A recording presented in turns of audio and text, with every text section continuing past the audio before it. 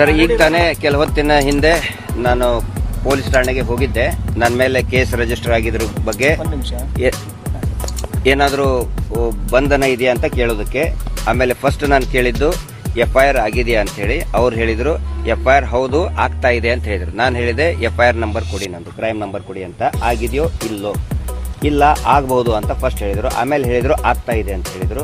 ಆಮೇಲೆ ಹೇಳಿದ್ರು ನೋಟಿಸ್ ಕೊಡ್ತೀವಿ ಅಂತ ಹೇಳಿದ್ರು. ಸೊ ದಿಸ್ ಇಸ್ ಟ್ರಾನ್ಸ್ಪರೆಂಟ್ ಆಗಿ ನಾನು ನಿಮ್ಗೆ ಹೇಳ್ತಾ ಇದ್ದೀನಿ. ಇದರಲ್ಲಿ ಯಾವುದು ಕೂಡ ಊಹಾಪೋಹ ಆಗಲಿ ವೇರಿಯೇಷನ್ಸ್ ಆಗಲಿ ಇಲ್ಲ. ಸೊ ಅವ್ರು ಯಾವ ರೀತಿ ಏನೇನು ಹೇಳಿದ್ರು ಅದನ್ನೇ ಹೇಳ್ತಾ ಇದ್ದೀನಿ.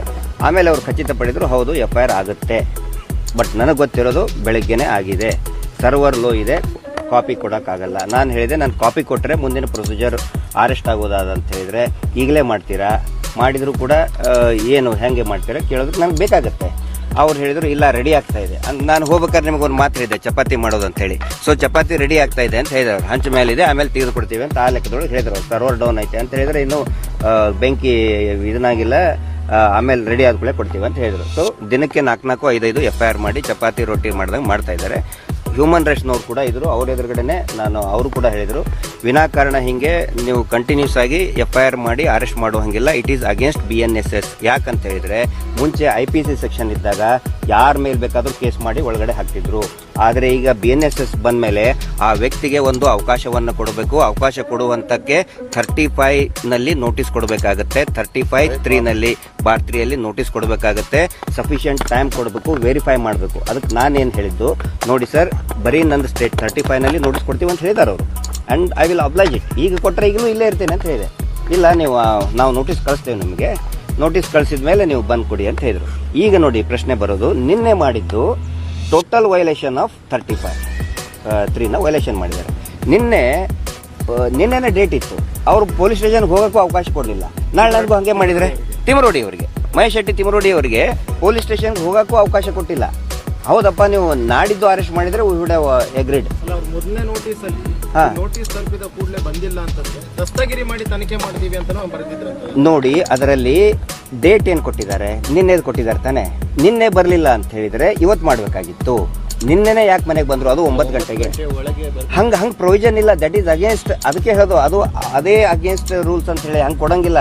ಮಿನಿಮಮ್ ಒಂದು 7 days ಆದ್ರೂ ಕೊಡಬೇಕು. ಈಗ FIR ಮಾಡಿ 1 ಗಂಟೆಯಲ್ಲಿ ಬರ್ರಿ ಅಂತ ಹೇಳಿದ್ರೆ ಅವರೆಲ್ಲೋ ಇರ್ತಾರಪ್ಪ, ಹಾಸ್ಪಿಟಲೈಸ್ ಆಗಿರ್ತಾರೆ ಅಥವಾ ಇನ್ನು ಯಾವುದೋ ಒಂದು ಅಗ್ರಿಕಲ್ಚರ್ ಕೆಲಸದಲ್ಲಿ ಬಿಸಿ ಇರ್ತಾರೆ. ಸೊ ಅವ್ರನ್ನ ಯಾವುದು 19th ಕೂಡ ಅವರು 19th ವಿದೌಟ್ FIR ಬಂದಿದ್ದಾರೆ. ವಿದೌಟ್ FIR ನೋಟಿಸ್ ಕೊಡುವಂಗನೇ ಇಲ್ಲ. ಯಾವುದು ಹೌದು ಹೌದು, ವಿದೌಟ್ FIR ಬಂದಿದ್ದಾರೆ. ವಿದೌಟ್ FIR ದಯವಿಟ್ಟು ಇದನ್ನು ನೀವು ಚರ್ಚೆಗೆ ಅವಕಾಶ ಮಾಡಿಕೊಟ್ಟೆ. ವಿದೌಟ್ FIR ಕಾಪಿ ನೋಟಿಸ್ ಕೊಡುವಂಗನೇ ಇಲ್ಲ.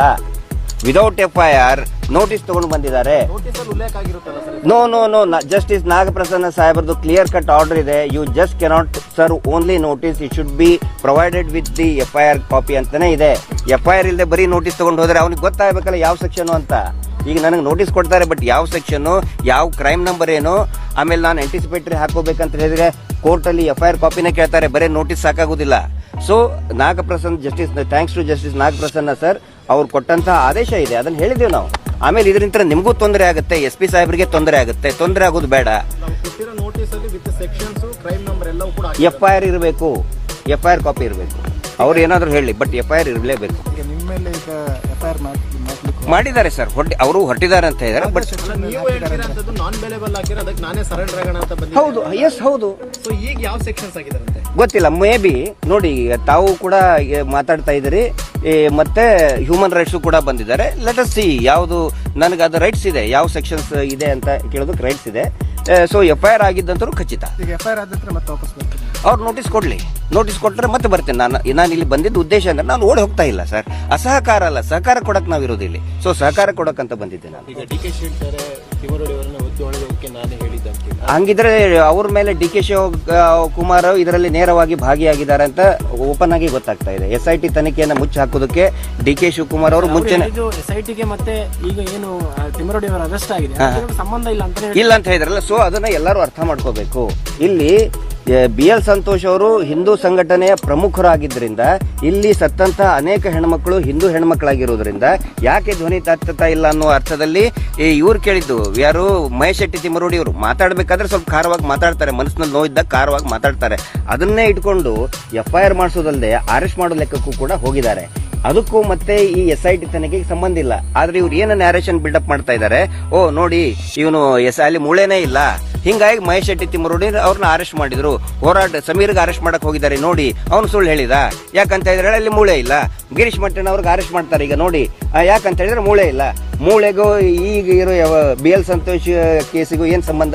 ಸೊ ಆ ಒಂದು ಹುಚ್ಚುತನ ಮಾಡಿ ಇದನ್ನ ಮಾಡ್ತಾ ಇದ್ದಾರೆ. ನಾನು ರಿಕ್ವೆಸ್ಟ್ ಮಾಡ್ಕೊಳ್ಳೋದು ಎಲ್ರಿಗೂ ಕೂಡ, ನೋಡಿ ಪ್ರತಿದಿನ ಒಬ್ಬೊಬ್ರು ಬರ್ತಾ ಇದ್ದಾರೆ. ಆ ಧರ್ಮಸ್ಥಳದಲ್ಲಿ ಹತ್ಯೆ ಆದವ್ರದ್ದು ವೇದವಲ್ಲಿ ಪಾಪ ನಿನ್ನೆ ಮೊನ್ನೆನೆ ಬಂದಿದ್ದಾರೆ.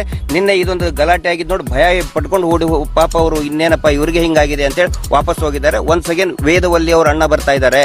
ಆ ವೇದವಲ್ಲಿಯನ್ನ ಸುಟ್ಟು ಹಾಕಿದ್ರು, ಅತ್ಯಾಚಾರ ಮಾಡಿ ಸುಟ್ಟು ಹಾಕಿದಂತ ಕೇಸ್ ಆರೋಪಿ ನಾಪತ್ತೆ. ಸೊ ಅವ್ರು ಬಂದು ಕೊಟ್ಟಿದ್ದಾರೆ. ಈಗ SITಗೆ ಬರೋರಿದ್ರು ಅವರು. ಸೊ ಅವರು ತುಂಬಾ ಜನ ಬರ್ತಾ ಇದ್ದಾರೆ. ಆ ಪ್ರಕ್ರಿಯೆಯನ್ನ ನಿಲ್ಲಿಸೋದಕ್ಕೆ, ಭಯಭೀತಿಯನ್ನ ಹುಟ್ಟಿಸೋದಕ್ಕೆ ಈ ಒಂದು ಪ್ರಯತ್ನ ಮಾಡ್ತಾ ಇದ್ದಾರೆ. ಸೌಜನ್ಯ ಹೋರಾಟಗಾರರು ಭಯವನ್ನೇ ಪ್ರಶ್ನೆ ಮಾಡುವಂತವ್ರು. ನಾವು ಯಾವುದೇ ಭಯಕ್ಕೂ ನಾವು ನಾಳೆ ಬರ್ತಿದ್ದಾರೆ ವಿಚಾರಣೆಗೆ. ಅದು ಸಮೀರ್ಗೂ ಕೂಡ ಮತ್ತೆ ನಾಳೆನೆ ಬರಬೇಕಂತ ಹೇಳಿದ್ದಾರೆ. ಇನ್ನೊಂದು ನೋಟಿಸ್ ಆಗಿದೆ ಸಮೀರ್ ಮೇಲೆ. ಕೋರ್ಟ್ ಆರ್ಡರ್ ಮಾಡಿರೋದು 48 ಗಂಟೆ ಒಳಗಡೆ ವಿಚಾರಣೆಗೆ ಹೋಗ್ಬೇಕು ಅಂತ ಹೇಳಿದ್ರು. ಹೌದು, ಇವತ್ತು ಮೇ ಬಿ ಬರ್ತಾ ಇದ್ದಾರೆ ಅವರು, ಇವತ್ತು ಅಥವಾ ನಾಳೆ. ನಿನ್ನೆ ಸಾಯಂಕಾಲ ಆಗಿದೆ. ಸೊ ನಾಳೆವರೆಗೆ ಟೈಮ್ ಇದೆ. ಸೊ ಅವರು ಇವತ್ತು ಅಥವಾ ನಾಳೆ ಅವ್ರ ಅಡ್ವೊಕೇಟ್ ಅದನ್ನು ಉತ್ತರ ಕೊಡ್ತಾರೆ. ಬೆಳ್ತಂಗಡಿಗೆ ಬರಬೇಕು ಅವರು. ಪ್ರಾಣಭಯ ಇದೆ, ನನಗೆ ರಕ್ಷಣೆ ಬೇಕು ಅಂತ ಹೇಳಿದಾರೆ. ಯಾರು? ಸಮೀರ್ ಪತ್ರ ಬರ್ದಿದ್ದಾರೆ, ಪ್ರಾಣಭಯ ಇದೆ, ರಕ್ಷಣೆ ಬೇಕು ನನಗೆ ಅಂತ. ಸೊ ಧರ್ಮಸ್ಥಳಕ್ಕೆ ಹೋಗ್ತಾರೆ, ಬೆಳ್ತಂಗಡಿಗೆ ಬರ್ತಾರೆ. ಸರ್ ಅದನ್ನ ಅವ್ರ ಅಡ್ವೊಕೇಟ್ ಫಾಲೋ ಅಪ್ ಮಾಡ್ತಾ ಇದ್ದಾರೆ. ದ್ವಾರಕನಾಥ್ ಸರ್ ಇದ್ದಾರೆ. ಸೊ ನಾನು ಅದನ್ನ ಕಾಂಟ್ರಾಡಿಕ್ಟ್ ಮಾಡಕ್ಕಾಗಲ್ಲ. ಜೈಲಲ್ಲಿ ಇದಾಗ್ತಾರೆ. ಹೌದು, ನೀವು ಹೇಳಿದ್ರಿ ಅವರು ಬೇರೆ ಬೇರೆ ಕೇಸ್ಗಳನ್ನ. ಹೌದು, ಬಾಡಿ ವಾರೆಂಟ್ ಮಾಡಿ. ಈಗ ನೀವು ಅರೆಸ್ಟ್ ಆದ್ರೆ ಮುಂದಿನ ಹೋರಾಟ ಏನಾಗುತ್ತೆ? ಮುಂದಿನ ಹೋರಾಟ ಈಗ ಇದ್ದಿದ್ಕಿಂತನೂ ಒಂದು 100 ಪಟ್ಟು ಜಾಸ್ತಿ ಆಗುತ್ತೆ. ಜನರಿಗೆ ಸತ್ಯ ಗೊತ್ತಾಗ್ಬಿಟ್ಟಿದೆ ಈಗ ಆಲ್ರೆಡಿ. ಬೇಕಂತ ಇವ್ರು ಹಾಕ್ತಾ ಇದಾರೆ ಅಂತ ಹೇಳಿ ಇನ್ನೂ ದೊಡ್ಡ ಮಟ್ಟದಲ್ಲಿ ಜನ ಆಗ್ರಹ ಮಾಡೋದಕ್ಕೆ ಇವತ್ತು ಇಡೀ ಜಗತ್ತು ಕಣ್ ತೆರೆದು ನೋಡ್ತಾ ಇದೆ. ಇನ್ನು ಜೈಲು ಒಳಗೆ ಇದ್ದ ತಕ್ಷಣ ನಾವೇನು ಸತ್ತು ಹೋಗಲ್ಲ ಸರ್, ಸತ್ತು ಹೋಗಲ್ಲ. ಅಲ್ಲ, ಜೈಲಿನಲ್ಲಿ ಇದ್ಕೊಂಡು ವ್ಯವಹಾರ ಮಾಡ್ತಾರಂತೆ ನಾವು ಜೈಲಿನಲ್ಲಿ ಇದ್ಕೊಂಡು ಹೋರಾಟ ಮಾಡೋಕ್ಕಾಗಲ್ವಾ? ನಾವೇನು ಕಳ್ರ ಸುಳ್ರ ಓಡಿ ಹೋಗಿದ್ವಿ, ಏನ್ ಮಾಡಿದೀವಿ? ಜನಗಳಿಗೆ ಗೊತ್ತಾಗುತ್ತೆ. ಇನ್ನು 100 ಜನ ಲೀಡರ್ಶಿಪ್ ಇದೆ. ಆಮೇಲೆ ಮಹೇಶ್ ಶೆಟ್ಟಿ ತಿಮ್ಮರೋಡಿ ಅವ್ರ ಲೀಡರ್ಶಿಪ್ ನಲ್ಲೇನೆ ತುಂಬಾ ದೊಡ್ಡ ಮಟ್ಟದಲ್ಲಿ ಆಗುತ್ತೆ. ಮೇ ಬಿ ಮಾಡಬಹುದು ಅವರು. ಅದಕ್ಕೆ ನಾನು ಹೇಳಿದೆ ವಿಜುವಲ್ಸ್ ಇದೆ ನೋಡಿ ಅಂತ.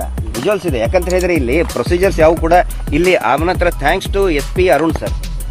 ಅವ್ರು ಇರೋದಕ್ಕೇನೆ ಬೆಳ್ತಂಗಡಿ ಧರ್ಮಸ್ಥಳ ಪೊಲೀಸರ ತರ ಕೆಲಸ ಮಾಡ್ತಾ ಇದ್ದಾರೆ. ಇಲ್ಲ ಅಂತ ಹೇಳಿದ್ರೆ ಧರ್ಮಸ್ಥಳದ ಧರ್ಮೋದ್ಯಮಿಯ ನೌಕರ ತರ ಕೆಲಸ ಮಾಡ್ತಿದ್ರು. ಓನ್ಲಿ ಬಿಕಾಸ್ ಆಫ್ ಅರುಣ್ ಸಾಹೇಬ್ರಿಂದ ಪ್ರೊಸೀಜರ್ಸ್ ಎಲ್ಲ ಒಂದು ಟ್ರ್ಯಾಕಿಗೆ ಬಂದಿದೆ. ಬಟ್ ಗೊತ್ತಿಲ್ಲ ಅವ್ರ ಮೇಲೆ ಏನಾದ್ರು ಪ್ರೆಷರ್ ಆಕ್ಟ್ ಮಾಡ್ತಾ ಇದೀವಿ ಅಂತ ಹೇಳಿ. ಬಟ್ ಸ್ಟಿಲ್ ಅವ್ರು ಇರೋದ್ರಿಂದನೇ ಇಲ್ಲ ಅಂತ ಹೇಳಿದ್ರೆ ಸೀದಾ ಅರೆಸ್ಟ್ ಮಾಡೋರು ಇವತ್ತು. Thank you sir. ಇದು ಇವತ್ತಂದ್ರೆ ನಮಗೆ ರುಟೀನ್ ಆಗಿಬಿಟ್ಟಿದೆ. ಪೊಲೀಸ್ ಸ್ಟೇಷನ್ನು, ಕೋರ್ಟು ಅಂತ ಹೇಳಿದ್ರೆ ಒಂಥರ ಬೀಗರು ನೆಂಟರ ಮನೆ ಆಗಿದೆ. ಮದುವೆ ಇದ್ದಾಗ ದಿನ ಅಡ್ಡಾಡ್ತಾರಲ್ಲ ಹಂಗಾಗಿದೆ. ಇರಲಿ, ನಮ್ಮ ಜೊತೆಗೆ ಮಾನವ ಹಕ್ಕು ಆಯೋಗದ ಅಧಿಕಾರಿಗಳು ಕೂಡ ಇದ್ದಾರೆ ಮತ್ತು ಮಹೇಶ್ ಶೆಟ್ಟಿ ತಿಮ್ಮರೋಡಿ ಅವರ ಹಿರಿಯ ಸಹೋದರಿದ್ದಾರೆ. ಬರೋದಕ್ಕೆ ಕಾರಣ ಏನು ಅಂತ ಹೇಳಿದ್ರೆ, ನಿನ್ನೆ ತಾವೆಲ್ಲ ನೋಡಿದಿರಿ, ತಾವು ಕೂಡ ಉಪಸ್ಥಿತರಿದ್ರಿ. ಮಹೇಶ್ ಶೆಟ್ಟಿ ತಿಮ್ಮರೋಡಿ ಅವ್ರನ್ನ ಕನಿಷ್ಠ ಒಂದು 100 ಜನ ಪೊಲೀಸರು, 2 ಜಿಲ್ಲೆಯ ಪೊಲೀಸರು SP ನೇತೃತ್ವದಲ್ಲಿ ಬಂದಿದ್ರು. ಬಂದಾಗ ಸಹಜವಾಗಿ ಆತಂಕದಲ್ಲಿ ಅವ್ರ ಮನೆಯವರು ಕೂಡ ಸರ್ ಎದಕ್ ಬಂದಿದ್ದೀರಿ ಅಂತ ಕೇಳಿದ್ರು. ಆ ನಂತರ ನಾವೆಲ್ಲರೂ ಕೂಡ ಅವ್ರನ್ನ ಕರ್ಕೊಂಡು ಹೋಗೋದಕ್ಕೆ ತಾವು ನೋಡಿದಿರಿ, ನಮ್ಮ ವೆಹಿಕಲ್ ನಲ್ಲಿ ಅವ್ರನ್ನ ಕರ್ಕೊಂಡು ಹೋಗಿದೆ. ಯಾರು ಕೂಡ ಅಡ್ಡಿಪಡಿಸಿಲ್ಲ. ಇವತ್ತೇನು ಮಾಡಿದ್ದಾರೆ, ಗಿರೀಶ್ ಮಟ್ಟಣ್ಣವರ್, ಮಹೇಶ್ ಶೆಟ್ಟಿ ತಿಮ್ಮರೋಡಿ, ಜಯಂತ್ ಟಿ ಮತ್ತು ಇತರ 30 ಜನರ ಮೇಲೆ FIR ಅಂತ ನಮಗೊಂದು ಸುದ್ದಿ ಬಂತು. ಅದು ಈಗ ಆಮೇಲೆ ನಾವು ಕೂಡ ಕೇಳ್ಕೊಂಡಿವಿ. ಬರೀ ಅದು ಗಾಳಿ ಸುದ್ದಿ ಎಲ್ಲ ಕೇಳ್ಕೊಂಡಿವಿ, ಹೌದು ಆಗಿದೆ ಅಂತ ಹೇಳಿ. ಹಿಂಗಾಗಿ ನಾನು ಕೇಳಕ್ ಬಂದಿದ್ದೇನೆ. ಯಾಕಂತ ಹೇಳಿದ್ರೆ ಈ ಪೊಲೀಸ್ ಇಲಾಖೆ ಇದ್ದು ಡೀಸೆಲ್ ಪೆಟ್ರೋಲ್ ಯಾಕೆ ಖರ್ಚು ಮಾಡಬೇಕು? ಅವರು ಮತ್ತೆ ಒಂದು 100 ಜನ ಬರೋದು, ಒಂದು 50 ಗಾಡಿಯಲ್ಲಿ ಬರೋದು, ಯಾಕೆ ಸುಮ್ಮನೆ ಅದ್ರದ್ದು ಪೊಲೀಸ್ ಸ್ಟೇಷನ್ಗೆ ಅದ್ರ ಬಜೆಟ್ಗೆ ಹೊರೆ ಆಗಬೇಕು ಅಂತ ಹೇಳಿ ಅರೆಸ್ಟ್ ಮಾಡೋದಿದ್ರೆ ಮಾಡ್ರಿ, ಅರೆಸ್ಟ್ ಮಾಡೋದಿದ್ರೆ ಮಾಡಿ. ಸುಮ್ಮನೆ ಯಾಕಂತ ಹೇಳಿದ್ರೆ ಒಂದು ನೋಟಿಸಿಗೂ ಒಂದು ಅವಕಾಶ ಕೊಡೋದಿಲ್ಲ, ಉತ್ತರ ಕೊಡೋದಕ್ಕೆ ಅವಕಾಶ ಕೊಡೋದಿಲ್ಲ. ನಿನ್ನೆ ಮಹೇಶ್ ಶೆಟ್ಟಿ ತಿಮ್ಮರೋಡಿ ಅವರು, ನಾವು ಮತ್ತೆ ಅವ್ರ ಬ್ರದರ್ ಎಲ್ಲರೂ ಸೇರಿ ಬ್ರಹ್ಮಾವರ ಸ್ಟೇಷನ್ ಬೆಳಿಗ್ಗೆ 9 ಗಂಟೆಗೆ ಹೊಂಟವ್ರು. ನಾವು ಉತ್ತರ ಕೊಡೋದಕ್ಕೆ ನೋಟಿಸ್ ಏನಿದೆ 35(3) BNSS ನಲ್ಲಿದೆ. ಅದಕ್ಕೆ ಉತ್ತರ ಕೊಡಬಾರ್ದು. ಅವರೇ ಹೇಳಿದ್ದಾರೆ ಪೊಲೀಸ್ ಸ್ಟೇಷನ್ ಬನ್ನಿ ಅಂತ. ಪೊಲೀಸ್ ಸ್ಟೇಷನ್ಗೆ ಹೋಗ್ಬೇಕಾದ್ರೆ ಮನೆಗೆ ಬಂದು ದಿಢೀರ್ನ ಏನೋ ಒಂದು ದಾಳಿ ಮಾಡ್ದಂಗೆ ಮಾಡಿ, ಎಲ್ಲಾ ರೂಲ್ಸ್ ಅಂಡ್ ರೆಗ್ಯುಲೇಷನ್ಸ್ ಅನ್ನ ವೈಲೇಟ್ ಮಾಡಿ, ಕೋರ್ಟ್ ಅಲ್ಲಿನೂ ಕೂಡ ಬಹಳ ಚೆನ್ನಾಗಿ ಆರ್ಗ್ಯುಮೆಂಟ್ ಮಾಡಿದ್ದಾರೆ. ಬಟ್ ಎನಿಹೌ ನ್ಯಾಯಾಲಯಕ್ಕೆ ನಾವು ಇದನ್ನ ಮಾಡಬೇಕು. ಇದಕ್ಕೇನು ಮಹೇಶ್ ಶೆಟ್ಟಿ ತಿಮ್ಮರೋಡಿ ಅವರು ನ್ಯಾಯಾಂಗ ಬಂಧನಕ್ಕಾಗಿದ್ದಕ್ಕೆ ಒಂದು ಏನು ನ್ಯಾರೇಷನ್ ಬಿಲ್ಡಪ್ ಮಾಡ್ತಾ ಇದ್ದಾರೆ. ಈ ಅತ್ಯಾಚಾರಿಗಳ ಒಂದು ಅತಿ ದೊಡ್ಡ ಕುಟುಂಬ ಕುತಂತ್ರ ಏನಿದೆ, ಅವ್ರು ಏನ್ ಮಾಡ್ತಾ ಇದ್ದಾರೆ ನೋಡಿ. ಇದು SIT ಭೀಮಾ ಸುಳ್ಳು ಹೇಳ್ತಾ ಇದ್ದಾನೆ, ಹಿಂಗಾಗಿ ಸುಳ್ಳು ಹೇಳಿದ್ದಕ್ಕೆ ಮಹೇಶ್ ಶೆಟ್ಟಿ ತಿಮ್ಮರೋಡಿನ ಅರೆಸ್ಟ್ ಮಾಡಿದ್ರು ಅಂತ ಒಂದು ಸುಳ್ಳು ಪ್ರಚಾರವನ್ನ ಮಾಡ್ತಾ ಇದ್ದಾರೆ. ಆಮೇಲೆ ನಮಗೆ ಭಯ ಬೀಳಿಸೋದು. ನೋಡಿ ಈಗ ನೆಕ್ಸ್ಟ್ ನಿನ್ನೆ ಇನ್ನೊಂದು ಅದೇ ಟೈಮಿಗೆ ಸಮೀರ್ MD ಅವರ ಪೂರ್ತಿ ಮನೆಯನ್ನ ಸುತ್ತುವರೆದಿದ್ದಾರೆ. ನಿನ್ನೆ ಬೆಂಗಳೂರಿನಲ್ಲಿ ಧರ್ಮಸ್ಥಳದ ಪೊಲೀಸರು, ಬೆಂಗಳೂರು ಪೊಲೀಸರು ಸಮೀರ್ MD ಮನೆಯನ್ನ continuous 4-5 hours ಸುತ್ತುವರೆದಿದ್ದಾರೆ.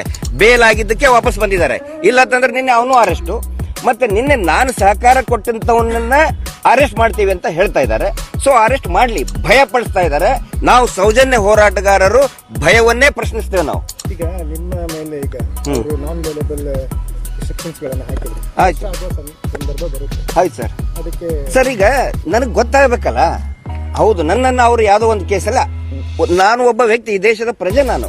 And I have every right to know what cases, ಯಾವ ಕೇಸಸ್, ಯಾವ ಪ್ರಕರಣದ ಮೇಲೆ ನನ್ನ ಬಂಧನ ಮಾಡ್ತೀರಿ ಕೇಳೋ ರೈಟ್ಸ್ ಇದೆ.